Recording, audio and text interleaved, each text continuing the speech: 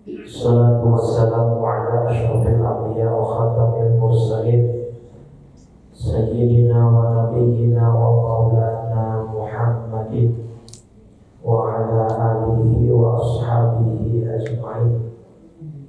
Subhanaka la ilma lana illa ma 'allamtana innaka antal alimul hakim. Rabbi shrah li sadri wa yassir li amri wahlul 'uqdatam min lisani yafqahu qawli. Saddid lisani wa hdi qalbi bihaqqi sayyidina Muhammadin sallallahu alaihi wa alihi wa sahbihi wa sallam. Amma ba'du. Fa ya ayyuhal hadirun wal hadirat sekalian, jamaah salat zuhur Masjid Jami'ah Barakah Masjid At-Tawar rahimahullah. Alhamdulillah, pada kesempatan siang hari ini memberikan kita nikmat iman Islam yang umur dalam keadaan sehat walafiat, sehingga kita bisa terus melaksanakan kegiatan rutin kita dalam keadaan tidak kurang suatu apapun. Mudah-mudahan semua ibadah kita dinilai berlipat oleh Allah Subhanahu wa Ta'ala. Salawat beriring salam tak lupa kita limpahkan kepada junjungan kita baginda Nabi besar Muhammad sallallahu alaihi wasallam beserta seluruh keluarga, para sahabat dan para pengikutnya hingga yaumil qiyamah. Mudah-mudahan semua yang hadir kelak mendapatkan syafaat dari baginda Rasulullah sallallahu alaihi wasallam. Amin ya rabbal alamin. Siang ini kita akan melanjutkan bab jamaah. Bismillahirrahmanirrahim. Qala Syekhul Mu'allif rahimahullah wa adama nafa bihi wa bi barakati umumihi wa bikum fid darain. Amin radhiyallahu ta'ala anna wa anhu. Al-jama'atu lughatan at-ta'ifah. Secara definitif, secara bahasa harfiah dari kata jamaah mempunyai arti ta'ifah, kumpulan. Dan secara definisi syariat, jamaah yang dimaksud adalah irtibatu sholatil makmum bi sholatil imam, menghubungkan sholat makmum dengan sholat imam. Itu namanya jamaah. Jadi menghubungkan sholat makmum dengan sholatnya imam. Apa hukum sholat jamaah? Untuk sholat fardu ya, untuk sholat fardu. Nah, karena nanti ada banyak hukum yang lain, tapi secara dasar hukum sholat jamaah bagi laki-laki ya, bagi pria di masjid apa hukumnya? Ada 3 pendapat. Pertama, ada yang bilang sunnah muakkadah, ada yang bilang fardu kifayah, ada yang bilang fardu ain. Oke. Kalau sunnah muakkadah jelas ya, sunnah tidak sampai derajat wajib. Kalau fardu kifayah apa? Kewajiban yang menempel pada entitas sosial. Jadi jika sudah ada yang melakukan, yang lain gugur.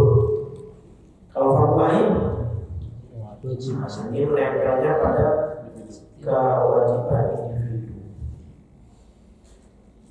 Konsekuensinya, kalau ulama yang mengatakan sholat jamaah di masjid bagi laki-laki itu fardu ain, maka jika ada orang sholat di rumah laki-laki tanpa uzur, ya tanpa uzur, dia sholat di rumah tidak ke masjid, maka dianya dosa, tapi bisa saja di saat yang bersamaan sholatnya sah.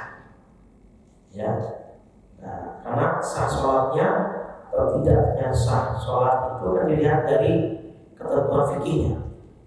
bisa saja sah, tapi dia berdosa kalau itu mengambil pendapat yang mengatakan fardu ain.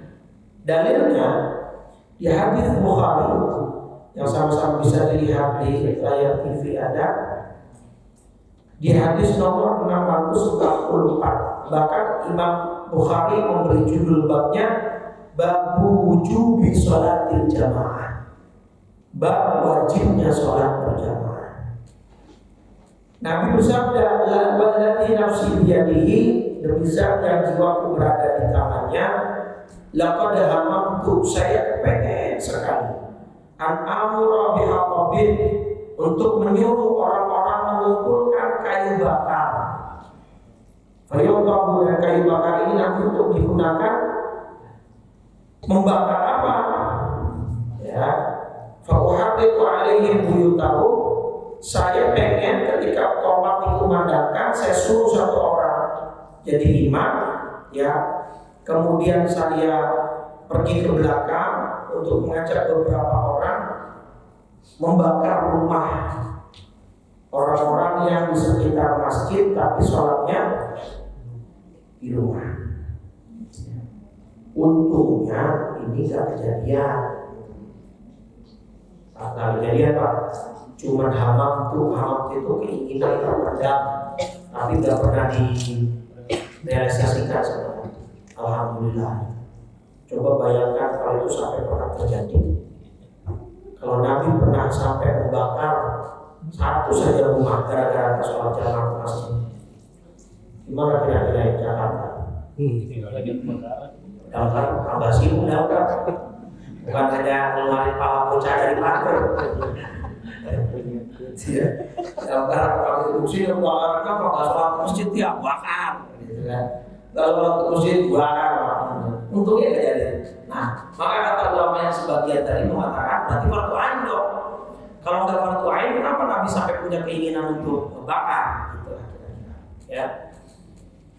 Baik, nah jadi memang makmurkan masjid itu konteks utamanya mulazamah sholat berjamaah, ya. Makanya di surah 9 surah At-Taubah di ayat 18 ayatnya berbunyi apa? Innama ya'muru masajidallah man amana billah wal yawmil akhir. Sesungguhnya yang memakmurkan masjid hanyalah. Jadi innama itu Bapak Ibu ya, kalau dalam bahasa Arab namanya adatul hasri, huruf yang difungsikan untuk pembatasan. Jadi innama hanyalah. Jadi sedari awal Allah sudah bilang yang memakmurkan masjid tidak semua, tapi hanyalah. Nah, kalau hanyalah berarti semua terbatas. Terbatas. Siapa? Ya orang yang beriman kepada Allah dan hari akhir, hari kemudian. Kenapa?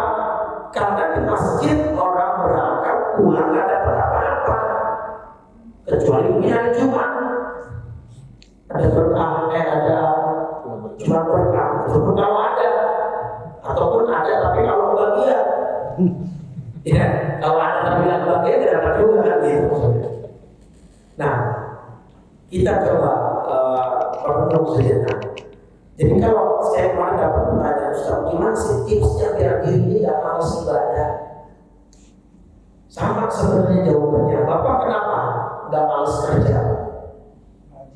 Rajin kerja, kenapa rajin kerja? Pasti ada motivasi di dalam diri. Berangkat pagi macet, pulang sore macet, apalagi ada pembangunan, nah itu kan LRT. Loh kalau musim hujan kayak begini, kalau itu luar biasa. Ya kan, berangkat pagi macet, pulang macet, mau healing pas liburan macet juga pas lebaran gitu, macet. Tapi itu tetap dikerjain, tetap dilakukan. Kenapa? Ada motivasi. Ada yang motivasi tanggung jawab, ada punya anak. Ada yang motivasi karena memang gaji, mungkin karena pengen dapat uang. Ada yang masih sendiri, masih pengen beli tidak itu. Oke. Terus kenapa mesti pagi-pagi bapak? Kalau takut bapak datang telat, karena ada rules dan cepat. Kalau datang telat sekali mungkin diabaikan, 2 kali mungkin bisa, 3 kali dipanggil. SP1. Nah sama sebenarnya konsep akhirat begitu. Kenapa Anda mau sholat jamaah masjid? Karena ada yang Anda pengen apa surga, tapi masih ada atau pahala. Nah disitulah kenapa yang membangun masjid orang yang beriman. Karena memang untuk menghindari rasa manusia tinggal sejauh apa yang kita percaya dulu kalau pergi masjid atau pahala gitu. Karena pahala nggak kelihatan. Loh, kalau pahala kayak saldo rekening setiap pergi ke masjid kurangnya nambah. Oh kan ya sepi masjid pak. Terus kelihatan kok saldo pahala nambah. Nah, di situ justru musibah. Kayak puasa. Kenapa Anda mau berlapar-lapar dan berhaus-haus di tengah sibuknya Anda bekerja? Nih, di dalam hadis Muslim, ya Bapak Ibu, ini juga menjadi pegangan ya untuk kita masuk bulan Ramadan ini. Di hadis Muslim nomor 1151 ya. Hadis Muslim nomor 1151. Kalau Rasulullah SAW kata Nabi, kullu amali ibni Adam yudha'af. Setiap amal anak Adam itu pasti dilipat gandakan. Al-hasanatu asyru amsalihha. Satu kebaikan dibalas 10 kali lipat. Sampai berapa? Ila sab'ini atidzir, sampai 700 kali lipat. Semua amal ibadah, semua kebaikan 1 banding 10 sampai 1 banding 700. Kata Allah, illa shaum, kecuali puasa. Fa innahu li, puasa itu dia lakukan buat aku, kata Allah. Wa ana ajzi bihi, maka aku yang tahu berapa yang pantas aku berikan kepada dia. Nah ini kan berlaku dengan konsep yang sama dengan sholat. Sholat sendiri dengan sholat jamaah berapa bandingan? 1 dengan banding 27, ada yang 25. Nah itu pun nanti setiap jamaahnya semakin banyak, pahalanya juga semakin bertambah. Ya, begitu kan? Jamaah 2 orang dengan jamaah 5 orang, pahalanya sama atau beda? Kan? Beda. Jadi jamaah 5 orang dengan 10 beda, jamaah 10 dengan 15 beda, jamaah 50 dengan 100 beda. Dalilnya Sunan Abu Dawud, hadis Sunan Abu Dawud nomor 554. Ini perhatikan ya tentang utama sholat jamaah. Nabi itu punya kebiasaan ketika sholat subuh, menjelang sholat subuh nih, asyhadu fulan udah datang belum? Lah belum. Asyhadu fulan udah datang belum? Terus kata Nabi, inna hataini sholataini afdalus sholawati 'alal munafiqin. Ini Nabi lakukan pas sholat subuh. Kenapa Nabi mengabsen begitu? Nabi tahu umatnya siapa yang benar-benar. Karena kata Nabi, 2 sholat inilah, Isya dan subuh, menjadi 2 sholat yang paling berat bagi kaum munafik. Khawatir kalau kita sulit bangun sholat subuh, apalagi sampai terus-terusan qadha, berarti di dalam diri kita masih ada kemunafikan. Hati-hati. Yang tahu jawabannya masing-masing. Saya tidak mau memblame siapapun karena saya tidak tahu bagaimana kualitas sholat Bapak Ibu dalam Isya dan subuhnya. Nah, terus Nabi bilang begini, walau ta'lamuna ma fihima la ataitumuhuma walau habwan 'ala rukab. Seandainya kalian tahu pahala yang didapat dari sholat jamaah di Isya dan sholat jamaah subuh, walaupun kalian datang sambil berebut, kalian pasti akan memperebutkan hal itu. Misalnya masjid penuh nih, kalian gak kuat, kalian harus saling berlomba duluan sampai. Kalau kalian tahu apa yang kalian dapat di sholat Isya jamaah dan sholat subuh jamaah, kalian pasti akan memperebutkan. Kalau di Muslim, bahkan seandainya pun ada undian untuk mendapatkan sholat pertama di sholat Jumat, sholat subuh dan sholat Isya, kalian gak akan dapat kecuali dengan diundi. Pasti kalian akan bersabar untuk mendapatkan giliran undian Anda dulu. Atau bahkan dalam yang lainnya, Bukhari, meskipun Anda merangkak sholat jamaah isya dan subuh, apalagi untuk shaf pertama. Kenapa? Wa inna shafal awwal ala mithli shafil malaikah. Karena shaf pertama dalam sholat berjamaah itu adalah seperti shaf yang para malaikat yang mulia di sisi. Bahkan khusus untuk sholat berjamaah dan mendapat shaf pertama ada kaidah begini: al-ithar ala ibadah makruh. Mendahulukan orang lain dalam beribadah dibandingkan diri Anda itu makruh.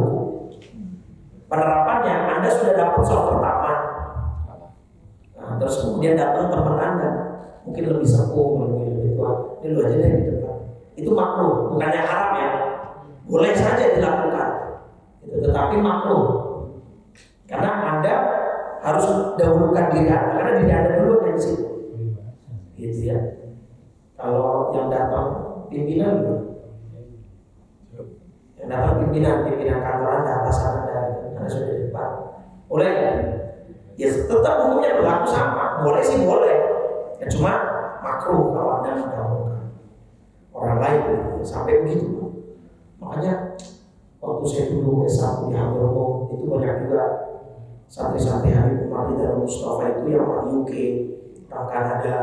Waktu juga saya S2 di US itu banyak teman-teman Eropa, Amerika itu yang mu'alaf. Disclaimer, saya nggak mengeneralisir ya, tapi ini mostly yang saya banyak yang saya lihat itu rata-rata teman-teman yang mu'alaf itu megang Islam itu ada lebih erat dan kuat. Itu seperti sholat subuh waktu saya di Hamburg dan di US itu 5 menit sebelum azan saya datang, ternyata udah penuh shaf pertama. Kalau ada teman saya pas baru saya datang itu mereka 30 menit sebelum azan subuh udah stay di shaf pertama sampai seberebutan itu bahasanya. Ya layaknya kalau kita lagi di umroh deh, orang kan berebut ya, pengen dapat rogo misalnya di jam 2 pagi mau tahajud, ya kayak gitu. Tapi ini masih biasa sehari-hari. Jadi kita jarang dapat bisa shaf pertama. Penuh bang, kalau udah azan dulu. Ya layaknya kita bakal. Saya yakin saya kalau jam 3 subuh sini nggak bisa masuk saya. Belum buka. Nah ini pak, nah itu kan motivasi itu dari dalam diri, dari iman. Saya punya cerita, zaman saya orang Pulau Gadung, dia kebetulan jadi buruh pabrik di PT Jeep Pulau Gadung situ. Tiba-tiba curhat Ustaz, 2017 kalau salah. Saya ini Ramadan kali ini ada berantakan ibadah saya. Kenapa Mas? Puasa kamu bolong? Enggak sih, kalau puasa apa Ustaz? Alhamdulillah. Terus apa? Terawih sama baca Quran saya nggak sama sekali. Kenapa? Saya kan di pabrik Ustaz. Kebetulan saya tim produksi. Tim produksi di Ramadan itu nggak ada non-stop kan? Bahkan ada jam lembur. Karena kan untuk mengejar di cuti lebaran nanti kata dia gitu. Terus akhirnya ada jam lembur dari jam 7 malam sampai jam 11 malam jam lemburnya. Wajib memang enggak sih Ustaz, yang mau aja. Nah kalau kamu ambil, habis saya duit lemburnya 2 kali gaji. Nah itu. Jadi gini, kebanyakan kita dijebak oleh setan dalam definisi fikih tentang sunnah. Sunnah itu definisi fikihnya dikerjakan dapat pahala, ditinggalin nggak dosa. Nah akhirnya kita fokus ke yang part kedua itu tadi, tarawih misalnya. Nggak usah tarawih dulu lah, kalau ini pengen dulu kenapa? Nggak dosa ini sunnah. Akhirnya terjebak pada rutinitas tahunan. Apa rutinitas tahunan? Tarawih cuma ramai di malam pertama aja itu. Malam salat juga. Jadi kayak cuma simbol formalitas belaka. Aduh, kita yakin kok dari gandain pak, kita tarawihnya pahala yang besar. Nah itulah iman. Capek tadi lemburan lo nggak capek, capek. Tapi kenapa mau dikerjain? Karena ada gaji, ada uang. Sama sebenarnya konsepnya, kita juga dapat pahala. Cuma nggak kelihatan dan nggak sekarang. Itu permasalahannya di situ. Cuma di situ aja. Jadi seberapa yakin Anda terhadap janji Allah, ya sekuat itulah semangat Anda dalam beribadah.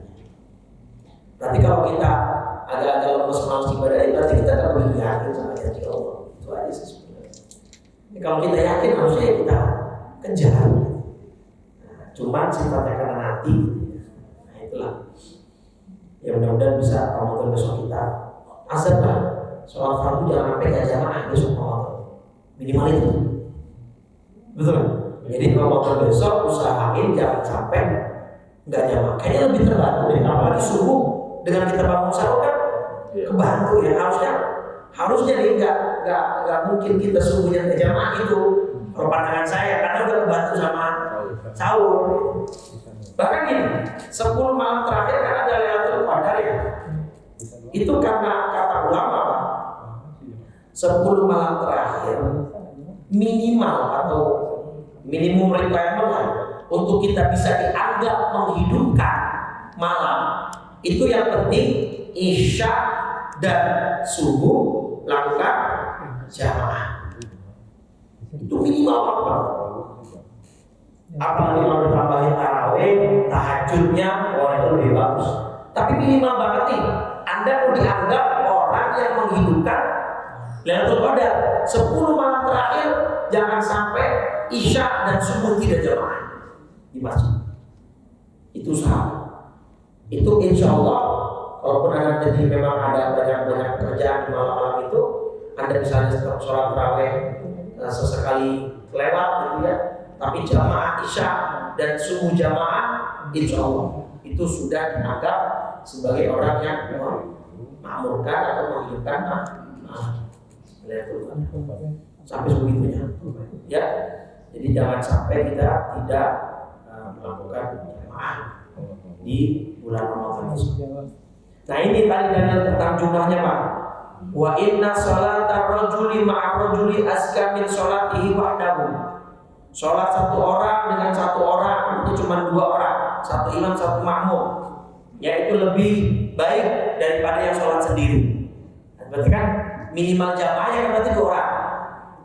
Dan sholatuhu ma'arujulaini, ada makmumnya 2 dengan yang makmumnya 1, itu lebih baik yang makmumnya 2. Terus begitu, dan kaidahnya di akhir hadis Abu Dawud ini Nabi bilang wa ma katsura, dan semakin banyak jumlah jamaahnya fahuwa ahabbu ilallah, maka itu akan lebih disukai oleh Allah. Semakin banyak jamaahnya semakin Allah suka. Nah gitu Pak. Ya, jamaahnya semakin banyak, semakin Allah cinta, semakin Allah suka. Bahkan ada anjuran kalau Anda sudah sholat jamaah, kemudian melihat ada jamaah yang jumlahnya lebih banyak, lebih besar, Anda sudah untuk mengulang 2 kali untuk mendapatkan fadilah jamaah yang lebih banyak tadi, yang lebih besar gitu. Jadi memang sholat berjamaah ini sebuah syiar, sebuah ciri khas umat Islam. Jangan sampai masjid nanti megah, mewah, indah, tapi isinya jarang, kosong ya. Jangan selalu berbanyak alasan. Anggap saja kita sedang berbisnis dengan Allah Subhanahu wa Ta'ala. Makanya di surat Fatir ya, surat 35 ayat 29, di antara bisnis dengan Allah yang disebutkan di ayat ini apa? Wa aqamus shalah, yaitu orang-orang yang melaksanakan sholat. Dalam tafsirnya ay jamaatan. Ya, terlebih ketika dia lakukan secara jamaah, apa balasannya? Ya juna tijaratan yang tabur, mereka itu mengharapkan perdagangan yang tidak akan rugi dari Allah. Ya, baik itu hukum dasar sholat berjamaah. Tapi hukumnya bisa bervariatif nih. Bisa fardu ain, wa taqulu fardu ain kama fil Jumat. Kalau sholat Jumat wajibnya fardu ain. Karena sholat Jumat tidak sah dilakukan kecuali dengan jamaah. Ya, tidak ada sholat Jumat sendiri. Ya, namanya sholat Jumat harus berjamaah. Cuma berapa jumlah jamaahnya? Ulama 4 mazhab berbeda pendapat. Imam Syafi'i minimal 40, Imam Ahmad Imam Malik 12, Imam Hanafi boleh 3 dan sebagainya. Makanya corona kemarin itu enggak ada beberapa orang melaksanakan sholat Jumat di rumah. Karena masih ditutup di rumah ustadznya, dia pernah memanggil cuma 10-15 orang yang untuk mengambil pendapat mazhab lain yang memperbolehkan seperti itu. Tapi harus jamaah. Bisa fardu kifayah ya tadi sholat sehari-hari sholat 5 waktu. Bisa sunnah, jamaah itu sunnah kapan? Saat sholat jenazah dan sholat 2 Id. Ya, Idul Fitri Idul Adha itu sunnah berjamaah. Tapi sendiri boleh kan?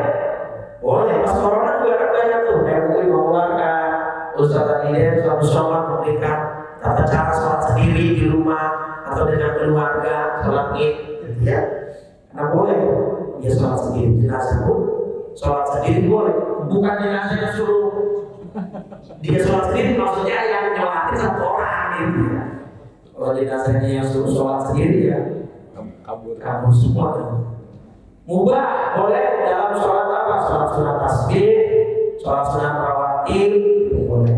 Kayak sholat sunat tahajud kan juga ada yang bikin barang-barang jamaah itu boleh aja. Nggak sunat, nggak wajib. Paling wajib mubah saja boleh dilakukan berbarengan. Kayak misalkan santri bikin acara ada bulan, bikin bareng-bareng sholat tahajudnya serentak itu boleh saja. Makruh itu sholat jamaah di belakang orang yang sedang sholat qadha.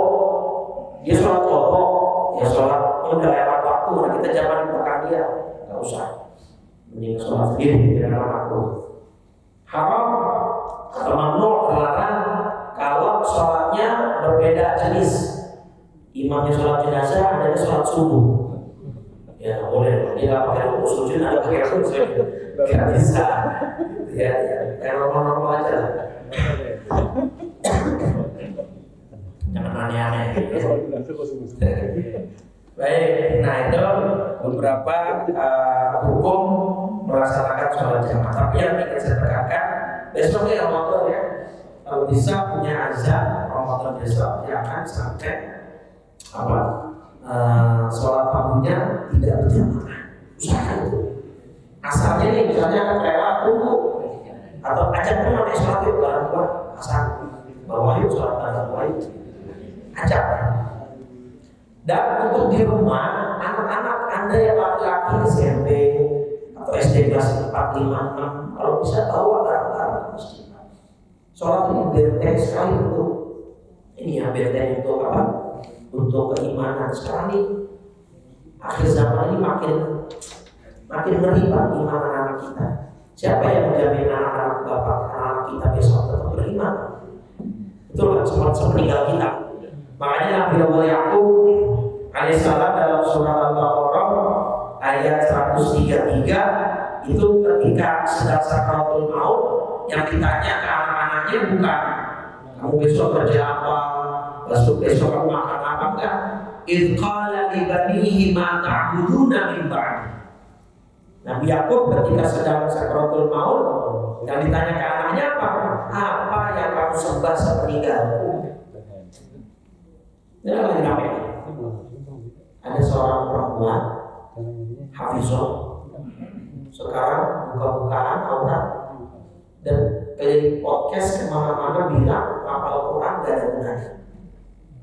Kebetulan dia kakak kelas istri saya, lulusan kampus Al-Quran. Nonton dia lewat gak di beranda ini kalian sosmed? Siapa namanya? Umaylah Hakimah namanya. Nah ini Umaylah Hakimah ini lulusan kampus Al-Quran dan dia hafizah. Orang tuanya juga sangat akademis, sangat agamis.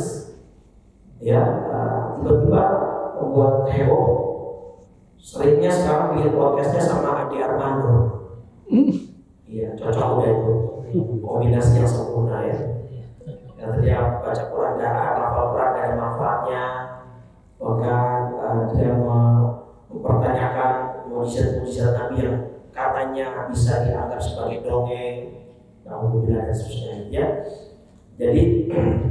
itu sebagai bukti bahwa yang gak ada yang bisa menjamin iman seseorang. Itu. Makanya kita besok di Ramadan momen yang pas buat meningkatkan spiritualitas anak kita. Mungkin selama ini kita terlalu sibuk gitu ya di pekerjaan, mungkin nanti kan pulang bisa agak cepat, terawih ya sambil sisipkan pelajaran agama, pengertian edukasi bagi anak sekarang gitu ya. Bahkan kalau kita sekarang searching Pak, negara Islam dengan pertumbuhan ateis tertinggi itu nomor 1 Saudi Arabia dengan pertumbuhan yang bukan jumlah terbanyak ya, dengan pertumbuhan tertinggi.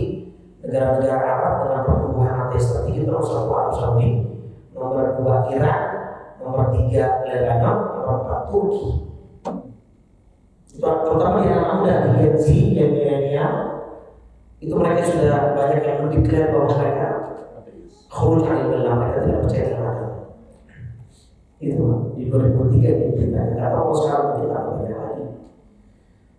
Nah, itu tidak menutup kemungkinan terjadi di anak kita. Alhamdulillah, kita salah satu ikhtiarnya adalah besok Ramadan momen yang pas untuk meningkatkan spiritual mereka. Gitu ya, kalau Bapak Ibu saya yakin insya Allah saudara saya ibadah Bapak sudah pada mantap semua. Amin. Sudah insya Allah kita semua dipelihara oleh kita olehnya anak kita, karena terakhir sebagai bentuk syarat kita besok bisa kumpul sama anak cucu keturunan itu ya harus satu server. Surat mutlak itu. Surat At-Tur surat 52 ayat 21. Dan orang-orang yang beriman serta anak cucu mereka yang mengikuti mereka dalam keimanan. Ini syaratnya nih. Apa kata Allah? Alhaqna bihim dzurriyyatahum. Kami pertemukan mereka dengan anak cucu mereka di dalam surga. Maka kata Ibnu Abbas ayat ini menjadi ayat membawa kabar gembira. Kata Ibnu Abbas ini ayat salah satu maknanya bisa salah satu dari orang tua atau anak mengkatrol. Misalnya orang tuanya di surga atas, anaknya di surga bawah bisa dinaiki. Atau sebaliknya, anaknya mungkin di atas, orang tuanya di bawah bisa dinaiki. Nah itu salah satu syarat mutlaknya. Mereka juga harus beriman. Betapa sedihnya orang tua begitu nanti mengetahui di alam akhirat bahwa sepeninggal mereka, anak mereka ternyata. Dan sekarang sudah mulai banyak beberapa kompleks yang bersih pengajian ada pertanyaan semacam ini modelnya. Ustaz, besok ponakan saya mau nikah tapi di gereja, saya boleh datang enggak? Ponakan langsung. Berarti ada di antara keluarga dia yang sudah keluar dari Islam, ya sudah ada yang lompat. Dan itulah seperti kayak pertanyaan itu sudah semakin sering ditanyakan ke kami para ustaz kajian kan sangat memprihatinkan. Nah, Ramadan besok mau menyampaikan benteng utama kita mempertahankan iman kita adalah dengan sholat. Karena di situ yang bilang baiklah rajul wa syirki wal kufri tarkus sholat. Perbedaan mendasar antara orang yang beriman, kafir dan syirik adalah dilihat dari sholatnya. Apalagi kalau sudah bisa jamaah. Ayo kita gerakkan lagi sholat berjamaah khusus di Ramadan besok. Terus kita bawa anak-anak kita ya untuk kita gandeng bersama menuju masjid atau sholat sekitar rumah kita. Mudah-mudahan ikhtiar ya diridhoi oleh Allah sehingga besok kita dan anak cucu kita dipertemukan kembali di dalam surga Allah sesuai janjinya Allah dalam surat At-Tur ayat 21 ini. Amin. Ya Allah. Baik, mungkin itu bisa saya sampaikan sekali lagi. Ancaman itu nyata dan ancaman itu ada, potensi itu ada. Ya, musuh-musuh Islam tidak akan tinggal diam dalam tahu akan Yahudi oleh Nasrani hatta tetapi ambil datahum. Orang Yahudi Nasrani tidak akan tinggal diam melihat kalian umat Islam sampai kalian mengikuti mereka. Ya, maka apalagi dengan penjajahan, karena sekarang dengan dijajah lewat game online, dijajah lewat film, fashion dan seterusnya. Ini menjadi tugas yang cukup berat bagi kita para orang tua untuk membentengi mereka sehingga mereka terus berada di atas jalan di Allah. Mudah-mudahan kita semua bisa percaya Allah untuk bisa mengubah amal ini, dan kita dan keturunan kita bisa masuk surga dengan keridhaan dari Allah Subhanahu wa taala. Amin ya rabbal. Baik, kita tutup dengan 3 kali. Ada ya.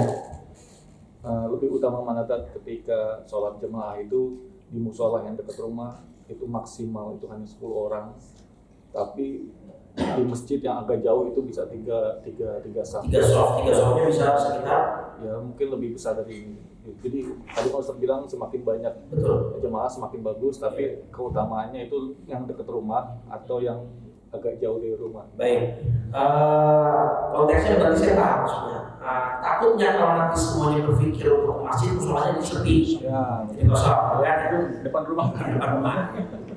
Tetapi dalam hal ini ada tadi hadisnya tentang jumlah rakaat. Hadis kedua ada tentang jarak.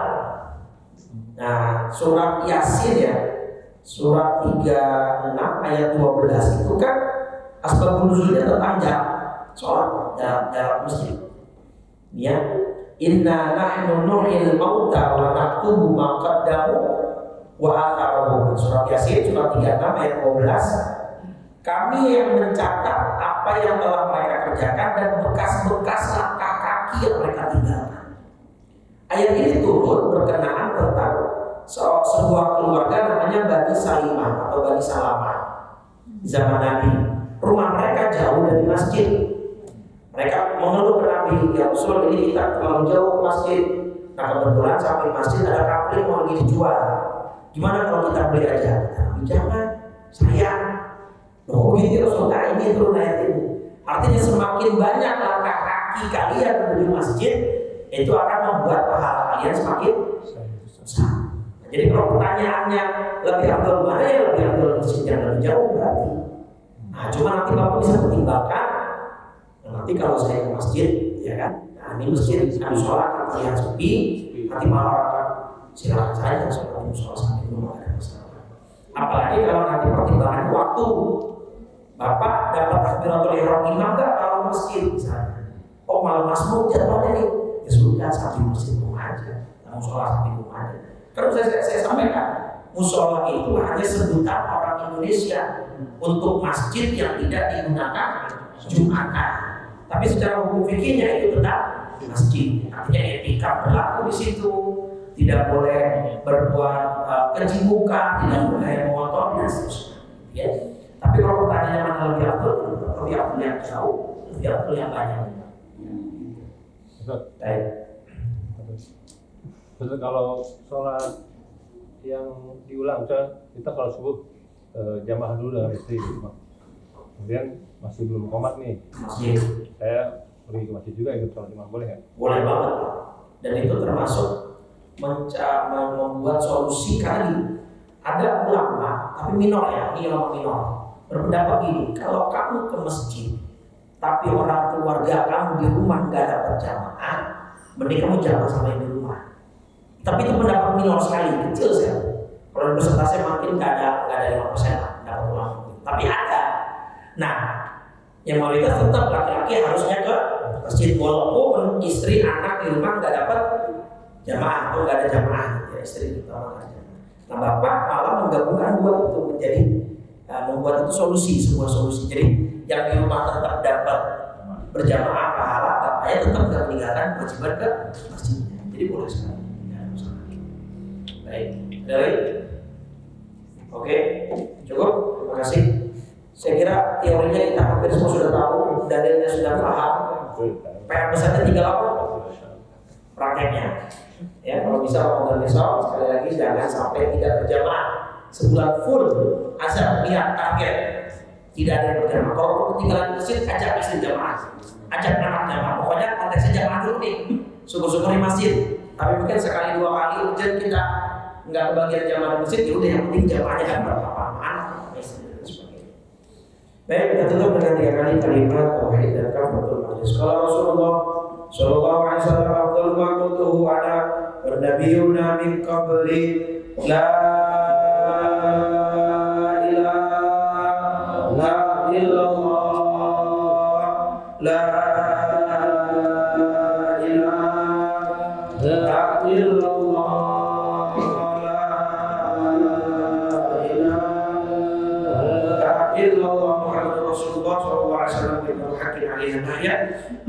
نموت بها نوفق إن شاء الله تعالى إلى الأمين.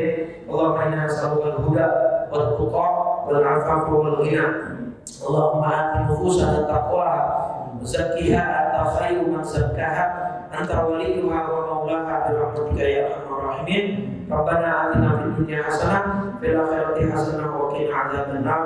صلى الله على سيدنا محمد وعلى آله وصحبه وسلم والحمد لله رب العالمين. سبحانك اللهم وبحمدك أشهد أن لا إله إلا أنت أستغفرك وأتوب إليك. السلام عليكم ورحمة الله وبركاته.